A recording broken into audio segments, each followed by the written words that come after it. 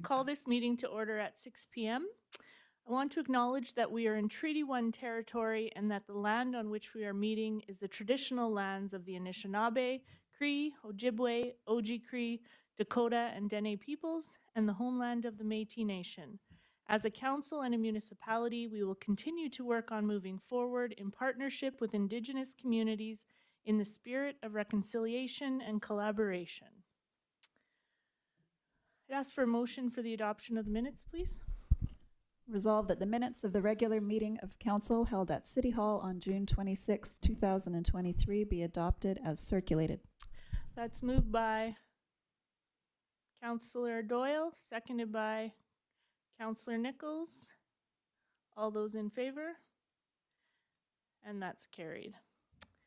Our first delegation was we have a guest from on the overhead pass project, but we don't think they're in attendance right now, so we will hold off for a bit, and if they do come, we'll just do some rearranging. So we will open public hearing for second and third reading of bylaw 23-8755, zoning amendment PC 27-23, Homestead Consumers Co-op adjacent to 150 River Road.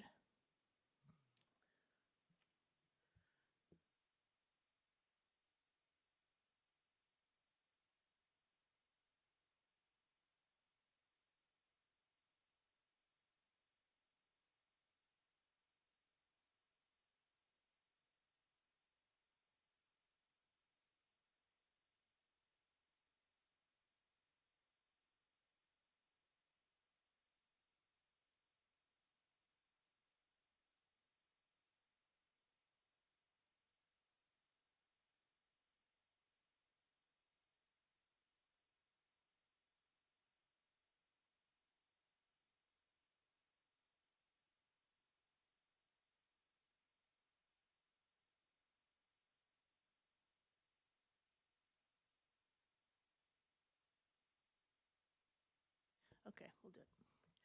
I'll ask if there's anyone here in favor to speak to this zoning amendment. Anyone in favor? Anything to be read out? No letters received. I'll ask if there's anyone here to speak against this zoning amendment.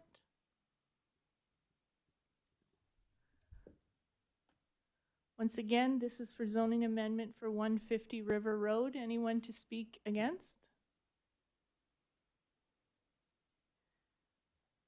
Anything to be read out? No letters. Does council have any questions at this time? No? I'll just ask for a motion to close this public hearing. Thank you, Your Worship. Be it resolved, and I so move that the public hearing for bylaw 23-8755, zoning amendment PC 27-23 for Homestead Consumers Co-op Limited, adjacent to 150 River Road, now be closed. Thank you. That's moved by Councillor Meyer, seconded by Councillor Nichols.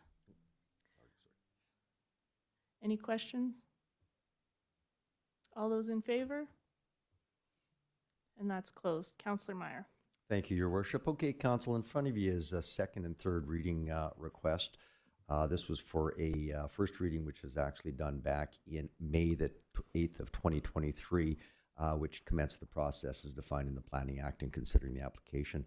There's been no changes in the document, so I will not review it as we did in the initial first reading. But I do want to really quickly just explain the background once again, as the property in question was adjacent to 150 River Road, which is in the parish of Portage la Prairie, was presently zoned R1, Residential Single Family Dwelling Zone, or OR, Open Space Recreational Zone. The applicant, Homestead Consumers Co-op Limited, City of Portage, wished to rezone the property to a C1 neighborhood commercial zone. The sketches were there for your reference, in addition to the, just the sketch was there, and then of course the previous, or the bylaws there as well. So what we're looking for tonight is just to read second and third reading. And as of the writing, though, there have been received no written objections to the proposed rezoning scheme. and documents were circulated to provincial departments as we're required to do, and agencies. There were no objections. And provincial planning recommended approval of zoning bylaw amendment number 23-8755. So with that said, it's the administrative recommendation, and I so move that the council of the city of Portage la Prairie approve the application to rezone the land known as adjacent to 150 River Road in the parish of Portage la Prairie from R1, which is residential single family, and of course OR, which is open space recreation zone, to C1 neighborhood commercial zone, and that bylaw number 23-8755 be read a second time. That is moved by Councillor Meyer, seconded by Councillor Nichols. Any questions or comments from council? All those in favor? And that's carried. And that bylaw number 23-8755 be read a third time, finally passed, signed, and sealed. Moved by Councillor Meyer, seconded by Councillor Nichols. All those in favor? And that's carried. Thank you. We have our second public hearing, which is a request for variation PC 41-23 Backyard Paradise by Sunco Toderick at 18 Campbell Place. I'll open the public hearing by asking if anyone is present to speak in favor of the application. Once again, anyone in favor of the application? Are there any letters in favor to be read out? No, no letters. Thank you. I'll ask if anyone is present to speak against the application. Anyone present? Any letters to be read out? No, no letters. Thank you. Does council have any questions on this application at this time? No? Then I'll ask for a motion to close the public hearing, Councillor Meyer. Thank you, Your Worship. Be it resolved, and I so move that the public hearing for variation PC 41-23 variation, Backyard Paradise by Sunco and Toderick, 18 Campbell Place, now be closed. Moved by Councillor Meyer, seconded by Councillor Nichols. All those in favor? And that's carried. Councillor Meyer. Thank you, Your Worship. And council, in front of you from the Planning and Economic Development Committee is the request for variation. The reason it comes up is that the issue is to vary the rear yard requirement, which is 7.5 meters in the bylaw, to be reduced down to 3.8 meters. The background is that Backyard Paradise by Sunco, which is Donald and Diane Toderick, are applying for this variation in order to vary the rear yard requirement of the 7.5 to the 3.8 meters. You can see up on the screen and in your package is the site plan in addition to the sketch of what their proposed variation is for. And what the owners would like to do, of course, is to construct a new a new three-season sunroom addition. So in the past, council has approved similar requests, maybe not specifically for a sunroom, but that's really not the point. It's been for a couple of garages and something else that was done as well. So it has been precedent set in that area. Currently, it's an R1 residential single-family zone. The application had been circulated to all the city's departments with no concerns. Public notices have been sent to all property owners within a 100-meter radius, and as you can see, there have been no objections. With that said, it's the administrative recommendation, and I so move that the council of the city of Portage la Prairie approve the variation request of Backyard Paradise by Sunco, Donald and Diane Toderick, to vary the rear yard requirement of 7.5 meters to be reduced to 3.8 meters to allow for a three-season sunroom addition at the property known as 18 Campbell Place, which is legally described as Lot 4, Block 3, Plan 1540 in the parish of Portage la Prairie. Moved by Councillor Meyer, seconded by Councillor Nichols. Is there any questions or comments from council? Pretty clear. All those in favor? And that's carried.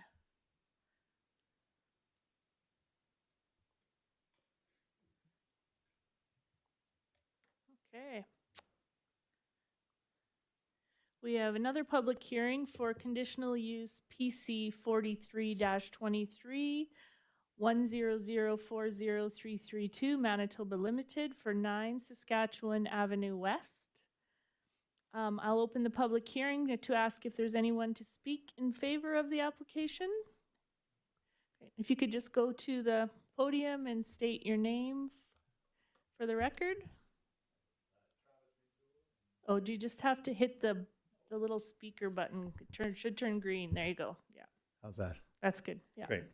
It's Travis and Ainsley Rintoul, and we're with 1004332 Manitoba Limited. Mayor, councillors, special guests, we thank you for giving us an opportunity to talk and share our excitement for what we've got going on here.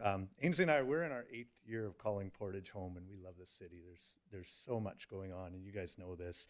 The pride I had this past weekend seeing the Portage X and all the things going on there. And particularly what's exciting to me is what you guys have been got going on in the downtown core and the upgrades to Saskatchewan Avenue. So, but not only are we residents, and not only do we have a ton of pride in Portage la Prairie, more recently we've been investing here in Portage la Prairie as well, and most recently with the acquisition of 9 Saskatchewan Avenue West, which also known, or more affectionately known, as the Canada Post building. What many people don't realize is it's not just home to Canada Post. We're home to over a dozen local businesses that use our building, and so you know, as residents of Portage la Prairie, and also now as investors, we feel it's just so crucial to see a vibrant downtown. To keep that vibrant downtown, we obviously need to keep businesses there, and that's something that is a strategy for you guys, but also as landlords, that's an important thing to us as well. So to do that, we're always looking for how can we add more value to our tenants and businesses in the area. So what this proposal is to allow us to put in a fitness center in 9 Saskatchewan Avenue West. It's going to be a private fitness center. We've had a lot of interest from our existing office tenants, who many of them would love the idea of having a gym in their building. And so we see this as a really great opportunity to add value to them, their staff, but also to local area businesses in our downtown core. And it's just one more thing that we can do as landlords to keep businesses fully engaged and enjoying being here in downtown. And I think it bodes really well with what you guys are already doing, investing in the downtown. So like I say, I appreciate you taking the time to hear us out, and I thank you. I'd be happy to answer any questions too if anyone has any. Thank you. Does anyone have questions for Councillor Meyer? Thank you, Your Worship, and Mr. and Mrs. Rintoul, thank you for coming down. And I know as one person around the table, we certainly appreciate your investment in our city, and we love having you a part of it. I don't have any concerns. Obviously, the conditional use is there because it's not a permitted use currently right now within the C2 indoor. Just for my own satisfaction, can you just describe what the fitness center is, what it's comprised of, and just real quickly how it works when you talk about members only? Yeah, for sure. So it's right now we've got about 3,200 square feet in the basement of that building. So we have obviously Canada Post on the main level, office tenants on the upper level. And so we've been looking at ways to kind of reutilize that space. Previously, we had an ownership group with a franchise that was utilizing this space as their maintenance department. So they were, it was general storage and fixing coffee machines, that sort of thing. We had looked at, do we do storage? We looked at a few different options, and I thank Randy and his team at Planning District too for their help in that. But the great thing that we felt with the fitness center was it really allowed us to reuse that space without doing any alterations really to the bones of the building. Some of you might not realize, and I've been told this building was known as a Diefenbunker back in the day when it was set up to house municipal officials in times of nuclear crisis. So thankfully, I don't think we're really concerned about that anymore. But because of that, there's actually plumbing down there for showers, and so it's actually it fits really well. And I'd be happy to share some floor plan diagrams and that with you after. But yeah, from a private fitness club, we'll have key fob, 24/7 access. We're not planning to do, or at least not in the initial stages of having it, open to drop-ins. It'll be, members only. Again, we kind of feel that this is our way of adding value to our tenants. we're not necessarily looking to take 200 members on. And I know from that perspective too, we also talked about, well, parking, right? Like a lot of the people that would be using this gym already have parking in our facility. So, like I said, I think it'll work really well that way. And quite honestly, I'm passionate about fitness myself, so I'm looking forward to using it as well. So, but yeah, that's how we envision it, key fob entry. So. Sure. Sorry, Your Worship, not to belabor, but just one of quick Sure. follow-up question. So just more of a confirmation. So when you say indoor fitness center, it's traditional fitness center. I mean, you're talking it's just weights and pulleys and things Yeah, like that. so There's actually, no other. Yeah, so through the pandemic, we actually had an opportunity to acquire a significant amount of equipment from one of the defunct Snap Fitness locations in Winnipeg. And again, it's unfortunate. I mean, COVID disrupted a lot of downtown businesses, not just in our city. And we weren't immune. I mean, we lost 3 very prominent tenants in our building throughout the pandemic. And we've been really, hustling, for lack of a better word, to acquire new leaseholders, and I'm thankful we've done that. I mean, we've signed I think 9 leases in the last 3 months. But yeah, Snap Fitness in Winnipeg went bankrupt during the COVID pandemic, weren't able to open their doors, so we were able to acquire the bulk of that equipment. And then we've also been working with other gym owners in Manitoba, acquiring different pieces. So we've got about 30 machines right now, pin loaded, plate loaded. I can get you the full list as well, but it's traditional kind of bodybuilding, strength training, that sort of thing. So. Yeah, and I guess the only conundrum that I had with it was and obviously in all due respect to the it's amusement enterprises. So when you think of amusement, something just different kind of comes to mind. Yeah, and I do want to just on that topic too, like I know we had a real tough time when we were looking at the zoning because it's C2 zoning, it's downtown. I mean, there's a lot of uses that are permitted, and quite honestly, and this is my opinion, I think it falls kind of in gray area a little bit because it's not a full scale. Like we even had a call, are you guys putting an arcade there? Well, no, we're not doing an arcade. So it is kind of a gray area. I mean, there's kind of an aspect of professional services or personal services, like, because we envision down the road of partnering with personal trainers and really doing that sort of thing too. So I think really coming to council here was our just way of saying, let's just get it on record and then don't have to worry about gray area, I guess is what I'm saying. So, yeah. Well, Mr. and Mrs. Rintoul, should council pass the motion, I certainly wish you all the success. That's all. Thank you, you. Worship. Anyone else? No? Thank you. No, thank you. Is there anyone else here in favor to speak in favor of the application? Is there any letters to be read out in favor? No, there are no letters. Thank you. I'll ask if anyone is present to speak against the application. Once again, anyone present to speak against? Any letters against? No, there are no letters. Thank you. Any other questions, council? And I'll just ask for a motion to close the public hearing, Councilor Meyer. Thank you, Your Worship. Be it resolved, and I so move that the public hearing for conditional use PC 43-23 for 100403332 Manitoba Limited at 9 Saskatchewan Avenue West now be closed. Moved by Councilor Meyer, seconded by Councilor Nichols. All those in favor? That's carried. Councilor Meyer. Thank you, Your Worship. And as you heard the delegation speak in favor of it, what you're looking at is the request for conditional use, and the issue is to allow for amusement enterprise indoor in a C2 Avenue commercial zone to permit a members-only fitness center. Of course, the application is because it is not a current permitted use within the bylaws. So the background is, again, they're applying for a conditional use to allow the amusement enterprise, which is an indoor fitness center, members only at this point in time.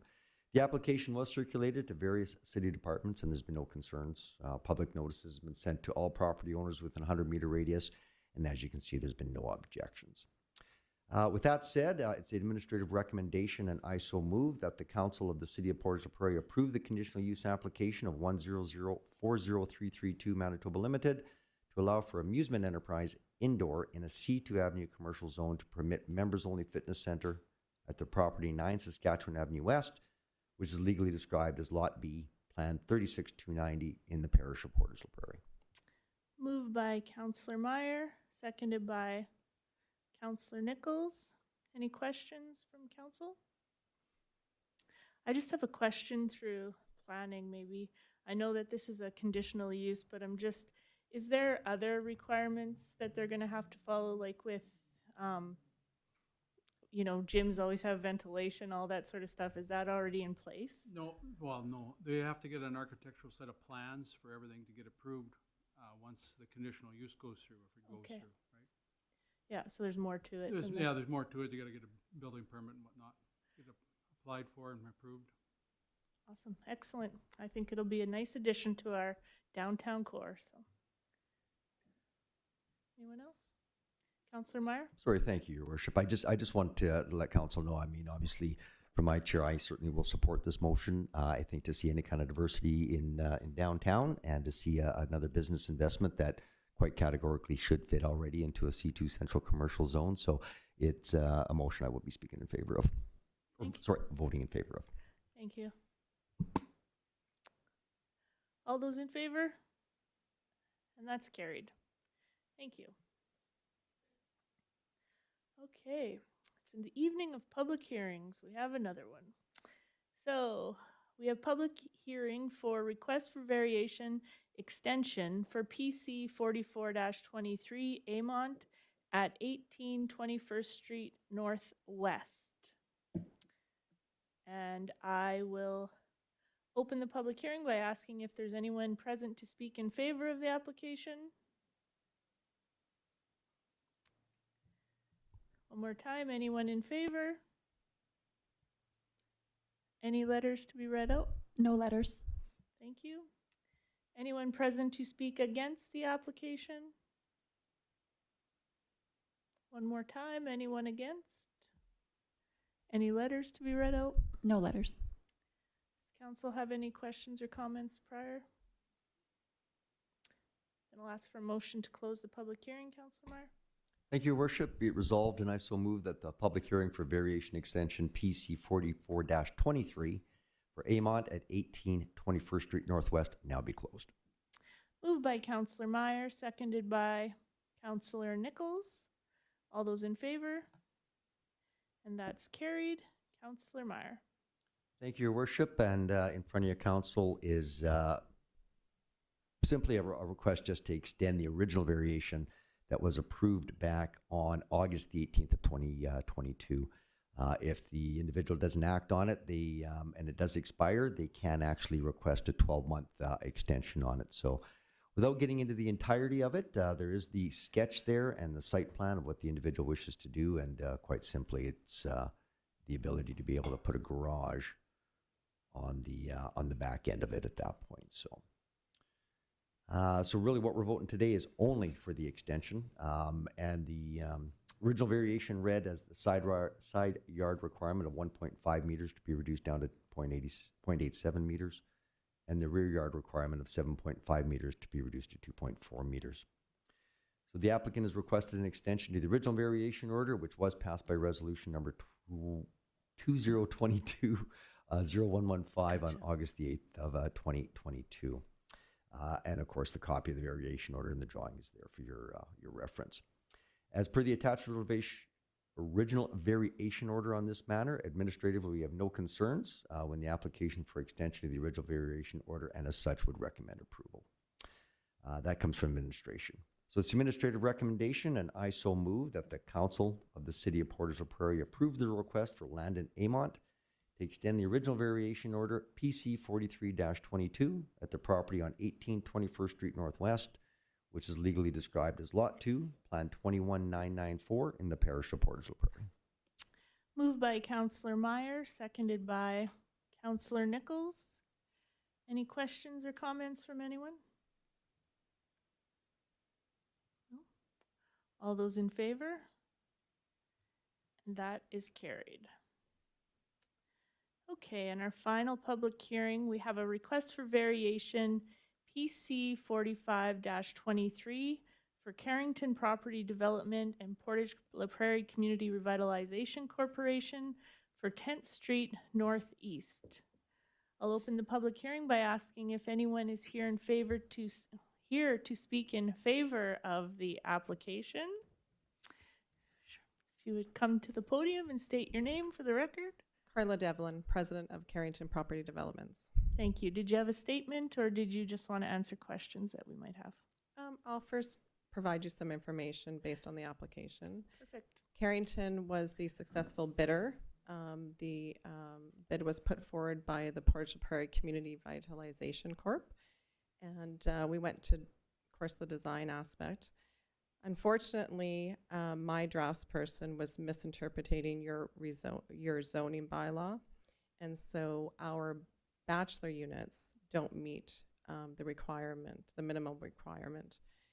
We thought that it would be a simple change, that we would change those bachelor units to a 1-bedroom.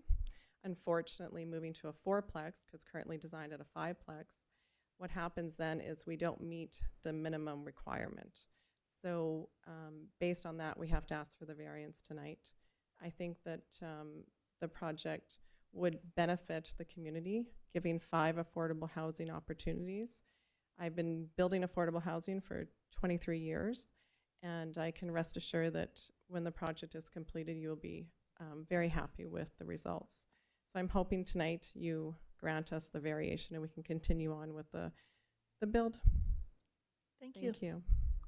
Does anybody have any questions? Councillor Meyer? Sorry, thank you, Your Worship, and thank you so much for your presentation there. I have no concerns, and I am certainly in favor of affordable housing in the way it is. The only concern I have, I guess, would be is how would you address where the city department does have a concern with the widening of the driveway over a larger meter section where the grader cannot use the wing to remove the windrows. How would you address that? I think that we had removed the variation in order to pave. We're going to pave the driveway. So can you ask your question again? Because Sorry. my assistant was dealing with this application, so I apologize that No I might problem. not be able to answer your question, but I will try. Okay, no problem. Like I said, the application, when I read the report to council in a minute, did go to various city departments. They had a concern that with widening of the driveways over the 10.7 meters, was what the bylaw says, and you're of course requesting it to go to 22 meters, which I get for the parking stalls. Their concern was that the grader cannot use the wing to remove the windrow. Now, there's somebody else that here present that could explain exactly why that would be a concern. I would appreciate hearing that first. Mr. Pito? And then I'll turn it back over to Yeah, you. that'd be great. Yes, through your worship and to council as a whole. So when you think of your end of a typical driveway in a residential neighborhood, there is a maximum width. And as the grader goes by, it puts down the wing and clears the end of the driveway. When you create longer than that 10.7 meters, the windrow cannot continue to clear, and then you leave, the gate can't continue to clear, and you leave a windrow of snow when you do snow clearing. So when this sort of application comes forward where you ask for widening, we can't keep a certain standard. So then the property owner or manager would have to clear that out. Otherwise, the cars would have snow behind them, and then they could potentially become stuck. So this has come to council before about concerns, and administration brings up these concerns, and we just want to make sure council is aware of when they're considering these applications. Okay, I can now answer your question. I will not be on board to being the owner of the property, but a housing opportunity of such needs to have a maintenance plan, and that maintenance plan would include a snow clearing company.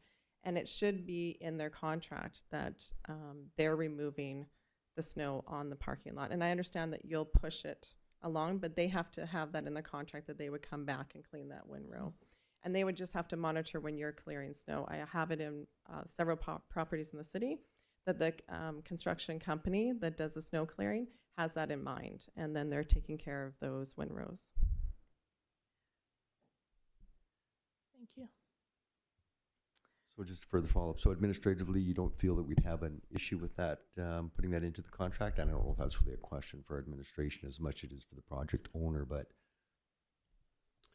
Through your worship to Councillor Meyer, so these concerns do come up. They have been similar developments, and parking arrangements have been approved by council in the past. It's just made very clear to the property owner they're responsible for that, and we can't provide a certain level of service. That doesn't mean that when residents get blocked in their parking lot, that counselors won't hear about that in the future, or administration won't hear about that. But we have worked around the situation in the past. It's a reasonable concern for administration to bring forward, and something for council's consideration. Thank you, Your Worship. I trust if the variation gets approved, that will be addressed in that situation. So I'm satisfied with that. Thank you, Your Worship. Thank you. Any other questions for Ms. Devlin? No? Thank you. Thank you very much. Thank you. I'll now ask if anyone is present to speak else in favor of the application. Ms. Kozar? I can certainly answer any other questions that anyone might have regarding the project. Thank you. Does anyone have any questions for Ms. Kozar? Okay. Do we have any letters to be read out? No letters. Thank you.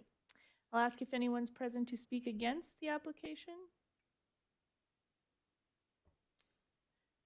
Anyone present to speak against?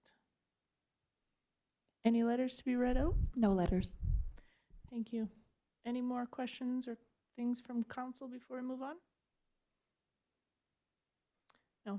I'll ask for a motion to close the public hearing, Councillor Meyer.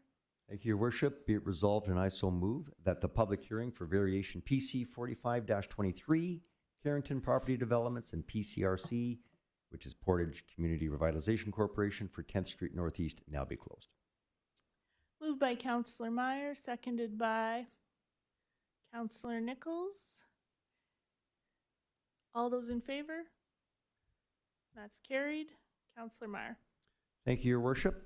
And as you heard from the presentation, the issue here is to vary the following. It's currently in a R3 multiple family zone, and the dwelling unit area requirement of 37.2 square meters, which is what is in the bylaw, to be reduced down to 23 square meters to account for the 2 studio suites. The other part of this is the accessory parking access drive, that the maximum width, which is 10.7 meters, that it be increased to 22 meters. And as you can see from the sketch on the TV and in your pack, that is specifically for the parking in front. So the background is that Carrington Property Developments and Portage la Prairie Community Revitalization Corporation are applying for this variation in order to vary the following as I just described. Owners would like to have smaller affordable housing units and full width access to parking stalls due to the size of the lot.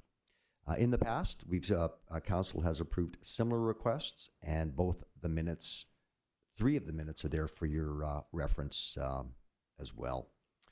So the application has been circulated to the various city departments with a concern with widening driveways over the 10.7 meters. The grader cannot use the wing to remove the windrow. I think we've addressed that. But the public notices have been sent to all property owners with a 100-meter radius, and there's been no objections. With that said, and it's the administrative recommendation, and I so move that the Council of the City of Portage la Prairie approve the variation request of Carrington Property Developments and Portage la Prairie Community Revitalization Corporation to vary the following in an R3 multiple family zone. A, where the dwelling unit area requirement of 37.2 square meters is to be reduced to 23 square meters for 2 studio suites, and that accessory parking access drive maximum width of 10.7 meters to be increased to 22 meters. At the property known as 10th Street Northeast, which is legally described as lots 1 and 2, Block 1, Plan 27884 in the parish of Portage la Prairie. That's moved by Councillor Meyer, seconded by Councillor Nichols. Any questions or comments on this? I'll just make a comment that I'm always very happy to see new affordable housing options coming to our city. A nice 5-unit will definitely give 5 more places for people to live, so that's exciting. And I will comment that it's also nice to see a name of a new developer doing business in our city, so we're happy to see that as well. So I will definitely be voting in favor of this. All those in favor? And that's carried. Thank you. Okay, we'll move on to Finance, Legislative, and Property Committee. Councillor Massey. Thank you, Your Worship. Finance, Legislative, and Property Committee has no report at this part of the meeting. Thank you. We have City Planning and Economic Development, Councillor Meyer. Thank you, Your Worship. I think I've had enough up to now, so the City Planning and Economic Development Committee has nothing else to report. Thank you. We're going to move into community services, and just a note that the report is written for transportation, but it's actually meant for community services. Councillor Espy? Thank you, Your Worship. I did not even notice that until just now. The issue is the consideration of naming the Cenotaph Green Space Veterans Memorial Park. The Royal Canadian Legion Branch 65 has requested that the green space located between 1 Saskatchewan Avenue West and 9 Saskatchewan Avenue West be named Veterans Memorial Park. The green space is home to the Portage Military Cenotaph, which was first erected on the corner in 1926 to honor Portage soldiers who lost their lives in the First World War. It was dismantled and reinstalled further to the east in 1961 to provide space for the construction of the Canada Post building. Over the years, plaques were added listing the names of casualties of the Second World War and the Korean War. It is the site of the annual Remembrance Day and other memorial services, and the Legion feels that naming the space Veterans Memorial Park would be a way to honor all veterans from the Portage la Prairie region. It is the administrative recommendation, and I so move, that the Council of the City of Portage la Prairie approve the naming of the green space between 1 Saskatchewan Avenue West and 9 Saskatchewan Avenue West, Veterans Memorial Park. Moved by Councillor Espy, seconded by Councillor Doyle. Any questions or comments on that? Councillor Massey? Thank you, Your Worship. Just maybe a question to administration. These naming of, I know we have different naming of different things in our municipality from time to time. Is there a sort of a protocol on communication, or do we have an event around this, or do we work with the Legion? Sort of, can you give me a little bit of how this is now going to be communicated, and is it a public event that we hold, or just a little bit on the communication side? I thank you, through Your Worship, to Councillor Massey. It's been a while since we've changed the name formally of something, so I'll have to admit there's not a standard process we would have. This is a relatively small piece of green space. But what I would imagine, I think there's continued discussions with the Legion, and I think there's an intention to put up some additional signage in relation to recognize the park formally. And if that were to occur, I think we would definitely move forward to having a more formal event and recognizing, because it is a significant memorial in our community. Thank you. I think that would be I think this is something, we should honor and do something publicly with our mayor and so on. So thank you. Thank you, Councillor Massey. I can speak to that as well. I have met with the Legion board on this because the request did come from them. And of course, we will work with them around they will lead this ceremony change and we'll be a part of it, but possibly looking at doing it around Legion Week in September. So we'll have more information. This was the formal process of it, and now we'll move on to the planning of it. Thank you. Councillor Meyer?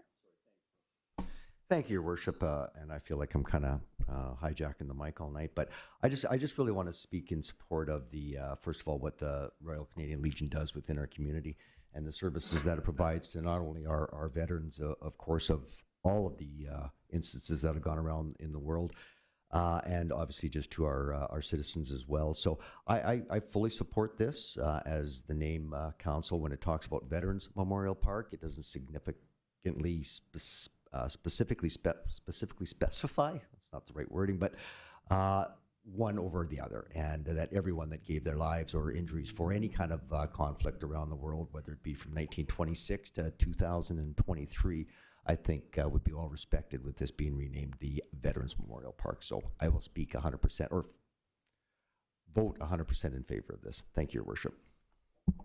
Thank you, Councillor Meyer. Anyone else? All those in favor? And that's carried. Waterworks Committee, Councillor Nichols. Thank you, Your Worship. Waterworks Committee has nothing to report at this time in the meeting. Thank you. Thank you. Transportation Committee, Councillor Porter. Thank you, Your Worship. Transportation Committee has nothing to report at this time. Thank you. Public Safety Committee, Councillor Doyle. Thank you, Your Worship. Public Safety Committee has nothing to report to Council this evening. Thank you.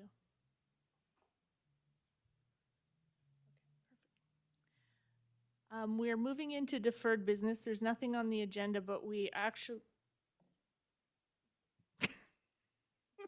we're going to invite our delegation to the podium now for delegation for PTH 1A Overpass Project. So we have Ahmed Mohammed and Daniel Magda Salam from MIT. If you could, since I said your names, could you please repeat them into the mic? And then the floor is yours. Thank you. Hello, everyone. I'm Ahmed Mohammed, Junior Structural Engineer in Bridges Highway Structures and MIT. And I'm the project manager for PTH 1 and 1A, Portage la Prairie West Bypass.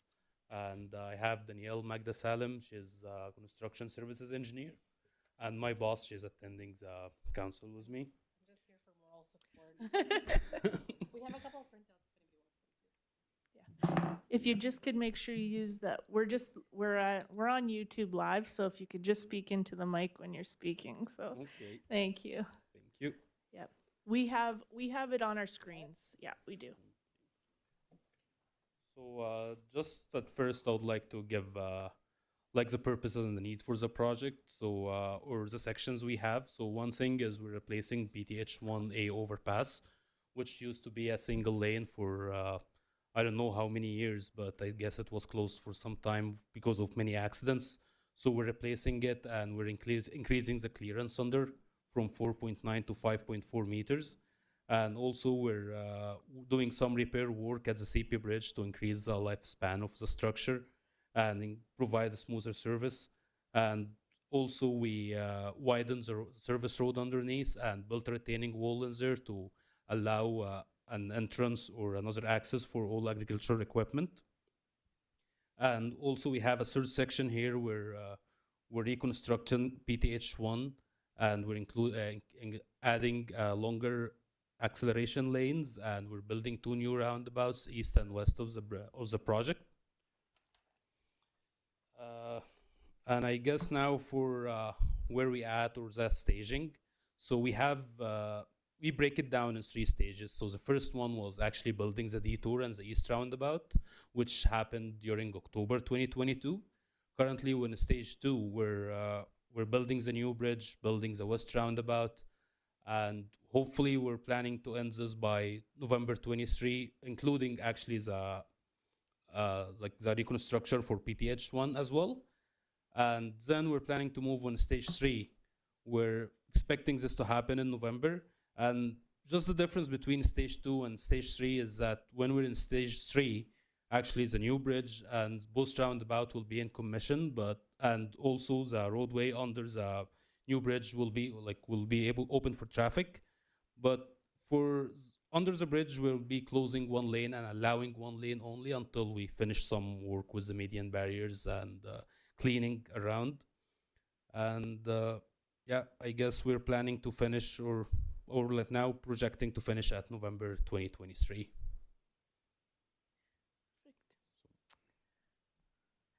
You'll take questions, I take it? We will take questions. I just wanted to add one thing. So we've provided this newsletter for publication, Yep. but going into August and September, as you know, that there will be a provincial election on October. So we just need notice if there's going to be any public advertising of anything to do with this project before it goes out. Okay, we'll make note of that. Thank you. Yes, we will take questions. Yes. I'll ask a question that I often get. What's the purpose of the roundabouts after it's done? Because people, I'm asking for the public, why they're still there. I guess it just provide a better access in and out and a smoother traffic in and out of Portage from both ends. And also, we're closing the access for Road 40 West. So this will be like the best option to go in and out from both ends. I know many publics asked us, is this staying in for good, or are you guys removing it? But no, it is part of the plan, and it's something that I think many places around the world people are using it because it allows safer traffic and better flow of traffic too. There's fewer areas where there's interaction between vehicles with a roundabout. And as you can probably see here on the schematic, it's not a normal interchange. There's a lot of different areas that are interacting, and by putting a roundabout on either side, it prevents, you can't say that it prevents collisions, but it avoids them as much as possible, especially with the high amount of truck traffic that it's using this facility. Thank you. I'm a fan of roundabouts, so you don't have to. But, and I think too, the other thing about the roundabout, which you learn and people always say, well, they're too small. And, you know, trucks go up on them. I think it's important for people to know that they're designed that way. That's the point. Yeah, there's a name for it too, is there not? It's an off-tracking ramp. Off-track, or we call it trucker prone too. Apron. Apron, yeah. Perfect. Thank you. You're not actually supposed to drive on it. No, but in case you do, it's okay. I've seen some people driving on it, but that's fine, Yeah, yeah. Does anybody else have questions? Councillor Yes. Meyer? Sorry, thank you, Your Worship. And thank you guys very much. I know that this project has been going on for quite a while when the first vehicle collision had hit it. By the way, I've been out there and through the roundabouts a number of times going west, and I actually think it's very good as well. So I do agree with our worship there as well. The question I have actually, because we know that it's 50 years old and it may have been replaced just because of age, but in this case, the impetus for it or the catalyst was the collisions that have had with it. And I know my understanding is that there's been 3 collisions with it, and it's all been because of height of vehicles. And I know that was one of the impetuses for creating it to the 5 point or the extra half a meter, I guess. Is there, I've just been through a number of communities and maybe throughout the US a little bit and so on and driving, and they've always got like a pre-height collision thing, which means if a truck is higher than that, and I don't know if it's a quarter of a mile before, or I guess maybe a kilometer I should talk, but maybe it's a half a kilometer before, that it'll actually break that off first, and they realize at that point that they're too high to get underneath the bridge. I know they're supposed to file a truck route if they're higher than anything else at that point in time, but has there been given any thought to that to avoid any future collisions on either east or west exchange? Just before you answer, I got a note from our IT that they can't quite hear you, so if you could, yeah, thanks. So I don't know how much history you have of this bridge. They weren't A lot. They weren't regular collisions for the most part. No, they weren't. It was equipment with things up that weren't supposed to be up, and those kinds of things you can't really plan for. Around the city of Winnipeg, we do have, like at Main Street, you have a sensor that basically says if you're above this height, use this other route. But because of the history of the collisions here, it was raised preemptively to avoid those unexpected collisions. So you're not seeing normal truck traffic that's going to be any higher than that. And anything higher than that will have a problem at many, many other intersections. So they'll have to go for a permit. Long before it gets to this one is what you're suggesting. Exactly, So there's really not going to be any preemptive barriers in any way, shape, or form, other than if you're this high, don't drive through it. There won't be any like sacrificial barriers, if that's what you're talking about. That's what I was referring to. The other thing that will eventually get put around here is signage. So like you'll have overhead signage as well, but that'll, again, the clearance for that will be significant. Okay, thank you very much. Thank you. Anyone else have questions? Councillor Nichols? Thank you, Your Worship. Just one, it seems to be going real well. Are we pretty much on schedule, or is it a bit ahead, or if you can speak to that? Well, I wouldn't want to dig myself my own hole by committing to a schedule, but as far as construction projects goes, it is going well. It's a great answer. Yep, Mr. Pito? Thank you, through your worship, to the presenter. You mentioned this newsletter. How is this newsletter being circulated to the public in the city of Portage and the RM of Portage? So we will be putting it on our website, but then it's kind of your jurisdiction, how you want to circulate. So you can circulate it to your populace. Okay. So there'd be the opportunity for the city and the RM to circulate through their social media and, of course, work with our media partners currently, not during the blackout period, obviously. Correct. That's why we took our time making sure that this was right. Okay, thank you. Councillor Doyle? Thank you, Your Worship. Through Your Worship to presenter. Much of the congestion seen at the existing roundabout will be alleviated when the second roundabout is operational? Yeah, absolutely. Most of the congestion you're seeing now is because the lead up and the exit is down to one lane in either direction, right? Gotcha. So just by looking at the diagram, it's my understanding that the eastern roundabout will just be used when people are coming into and leaving the city of Portage, whereas the westbound or the western roundabout will be for access to the industrial park. Is that correct? It's into the mic. Thank you. it provides access from the service road, and this is where we can provide access for like agriculture equipment to go through.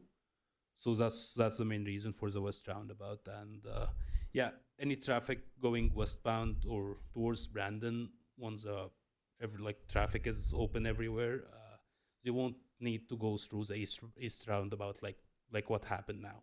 Okay, so both roundabouts will strictly be used for access, but the highway itself will be free flowing away from the roundabouts. Okay, thank you.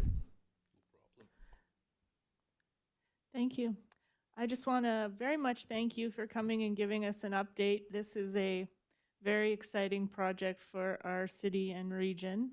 I know the public is very happy that it's happening and will be happy when it's done. So appreciate this update for sure.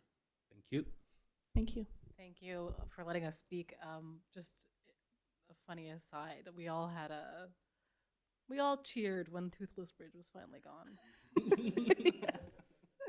Thank you. Thank you. Okay. We have one item of old business. We have second and third reading of amending borrowing bylaw 23-8756 for Phase 2 of Saskatchewan Avenue project.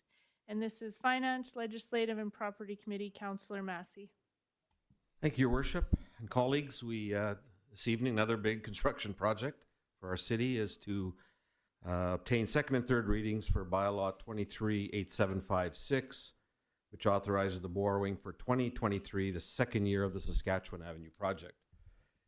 As you well know, we had first reading of this bylaw already, but just to recap, the Phase 2 of the Saskatchewan Avenue project will continue in 2023 and is expected to be completed in 2024. And this project includes new land drainage systems, updating paved avenue, new asphalt, adding curbs and medians, installing climate-friendly infrastructure, sidewalks, bike lanes, and appropriate parking spaces. And I think this is something that it's one of the largest projects we've ever undertaken as a municipality, and it's great to see this coming forward now. We've been able to secure our funding under Investing in Canada infrastructure program, and through a combination of federal and provincial grants, as well as up to $13.739 million in municipal borrowing by the city. And the city's costs of the 2023 work on Phase 2 is projected at $9.27 million. This will be funded primarily through a debenture of $8.35 million, and the balance will be funded by the remaining funds from the debenture procured in 2022 that were not expensed in the year. The Municipal Board approved the combined total of $13.739 million borrowing on Phase 2 on February 4th, 2022, and amending bylaws are used for each debt advance of these funds, which will confirm actual payments and rate of borrowing for the specific advance. The city has received confirmation now from the Municipal Board, and we are ready to proceed with the second and third readings of our bylaw. And I'm very pleased to say this is a great rate we've secured for this borrowing, and a credit to the staff for getting that in place. So I'm prepared to move on the administrative recommendation that bylaw 23-8756, being a bylaw of the city of Portage la Prairie, to procure $8.35 million in municipal borrowing for Phase 2 of the Saskatchewan Avenue project, be given second reading. Moved by Councillor Massey, seconded by Councillor Meyer. Any questions or comments from council? All those in favor? And that's carried. Councillor Massey? Thank you, Your Worship. And I move now that bylaw 23-8756 be given third and final reading, finally passed, signed, and sealed. Moved by Counselor Massey, seconded by Counselor Meyer. All those in favor? And that is carried. We'll adjourn council at 6:55 p.m. and we'll move right into committee. Call committee to order at 6:55 p.m. and we'll move Finance, Legislative, and Property Committee. Counselor Massey. Thank you, Your Worship. Finance, Legislative, and Property Committee has no report in committee this evening. Thank you. City Planning and Economic Development Committee. Thank you, Your Worship. City Planning Economic Development Committee has nothing to report, but I do want to just reach out to my fellow council members around the table. If there is a committee that you sit on that does relate to city planning or economic in any way, shape, or form, if you would want to bring anything around the table, you are open at this time to obviously do that. Seeing none, that's everything, Your Worship. Thank you. Community Services Committee, Counselor Espy. Thank you, Your Worship. Through yourself, I'd like to call upon Mary Kozar, Executive Director of PCRC. We are doing our annual graffiti removal, so if you see graffiti around the city, please give us a call. Thank you. I've seen some graffiti, so. Me too. And anyone that has anything related to community services is welcome to bring it up now. If not, that can. Nope. Counselor Massey. Thank you, Your Worship. Thank you, Your Worship. Just a couple of things I want to raise. First of all, on the library board, a very active board, and we are going to be undertaking a major operational needs assessment of our library. And this is a very exciting project. It's going to involve talking to the public about our library, potentially council members, and matching the needs of what our community sees as the needs of our library, and are we set up as an organization to meet those needs. But also look at our strategic plan and making sure that all the needs of our community bring forward are in our strat plan. So it's a very exciting project. I just wanted to give you a heads up as council, because you may be contacted by the person that'll be doing this, but it's really always good when we can talk to our citizens about our things like the library. So it's a great initiative, and you'll be hearing a lot more about it in the coming weeks. One other report, I did bring greetings on behalf of Mayor and Council to the fundraising event, the MS illness that people have, and it was spearheaded by Gladys Green. It was a great event at Fountain Tire. They were very happy to see a representative from Council there, and they believe they've reached their goal of $50,000 for 10 years, and I want to just congratulate Gladys Green. It's in memory of her husband, Barry Green, and there was a lot of people there, and her family and friends deserve a lot of credit, and it was just, those are the kind of events that make you proud of our city and our citizens. And one other report, maybe, I don't know if it's under your committee, Councillor Espy, but I just, in my role as FCM representative, I just want to make Council aware that AMM did organize a meeting of the FCM representatives in Winnipeg with the federal Conservative Manitoba Caucus. And I was very pleased that we really pushed the two issues, I think, that are really important to the city of Portage, but all municipalities, I think, or many municipalities, and that's the need for an infrastructure program to deal with water and wastewater. We really need a fund now, a new fund specifically designated to that piece of infrastructure that we know in the city of Portage is badly needed. And of course, the ongoing issue of RCMP costs, the retroactivity, but also future costs being absorbed by municipalities, and these costs just continue to mount on our municipal budget, so we need some relief from the federal government. So this was with the federal Conservative MPs from Manitoba. They appreciated the information. Of course, they are in opposition, but it's important that they are aware of our issues, so I was pleased to be there as an FCM representative, but also a councillor for the city of Portage. Thank you, Your Worship. Thank you, Counselor Massey. Good luck on all that, FCM. You'll be a good representative for us. Anyone else under community services? Counselor Nick? I'm not sure if Counselor it falls Porter? under this, but I attended the citizenship ceremony on July 1st at the Island Park and welcoming all of the new citizens. There was 27 who got their citizenship that day. They weren't all from Portage, but it was a wonderful ceremony held at the Duck Pond.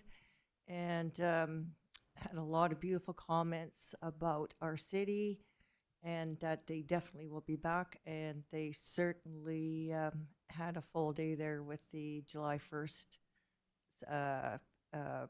activities going on. So thank you very much. And they wanted just to relay that message, what a beautiful city we have.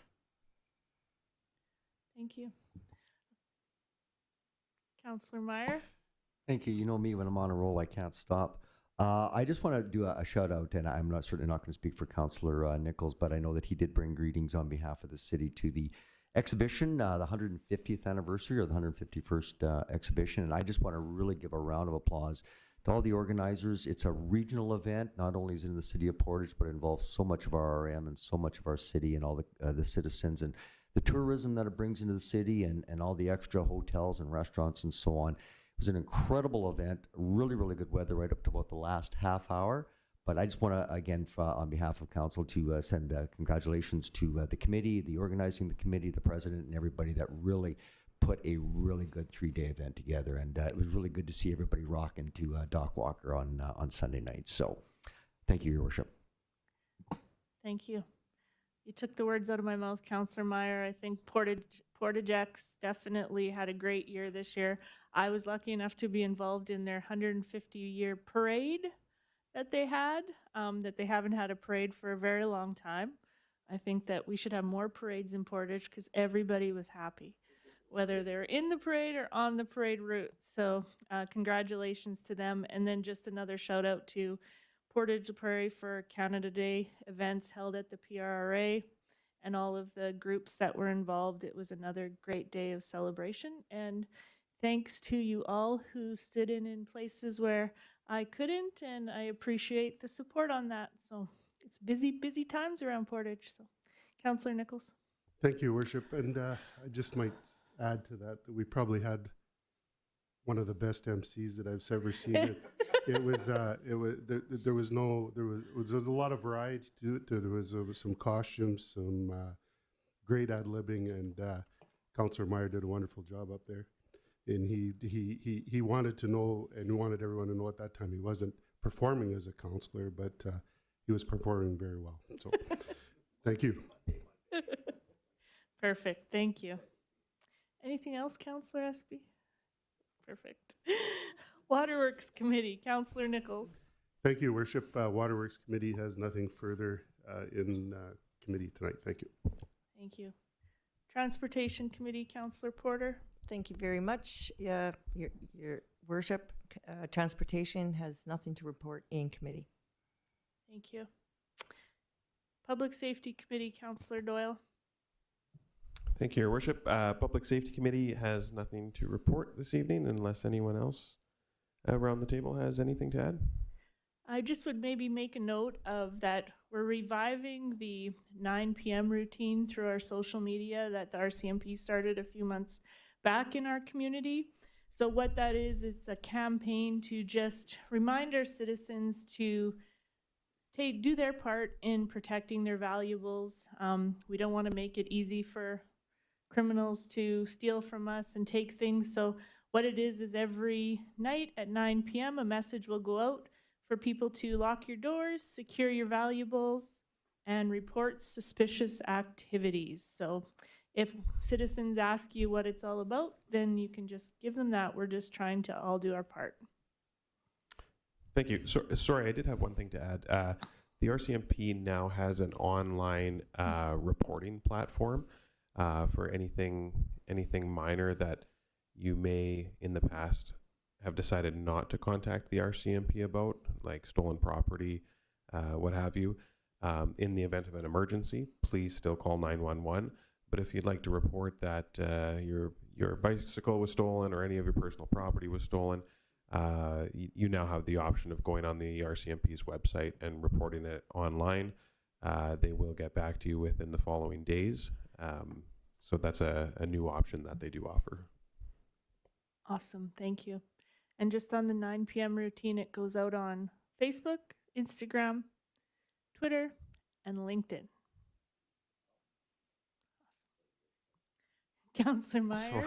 I just while you're on that subject, and it's extremely important to myself as well.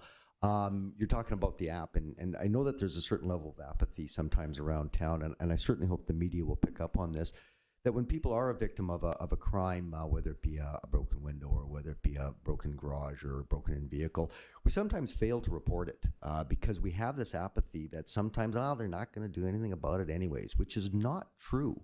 What happens is they basically look at, and I was just hoping you could just explain what the police do with that information, Councillor Doyle, in regards to maybe identifying hot spots and if, different areas of town, right? And if RCMP are aware of it, they will target those specific areas. I just really want people to report everything that's going on. It's not from a tattletale basis as much as it is from a data perspective and so on. Yeah, the message that was relayed to me was that every single event that is reported is looked into. Nothing may come of it if there's nothing found in the investigation, but everything is read, everything is that is reported is looked into, and reporting these events are also a way to collect statistics, and that's where we as a city would get funding for officers, etc., and resources. Thank you. Yeah, you just never know where they're tying one event to another event, etc. So you're right. Report everything, and we'll be clear that sometimes the online option is fantastic because you can type it and give it, but also realize if you're calling a non-emergency number and it is not emergency, you might sit on hold for a bit waiting to make that report. And that's just the way it is. So hopefully people will take the time to do that. Thank you. If nothing else, we will adjourn committee at 7:07 p.m. Thanks, everyone.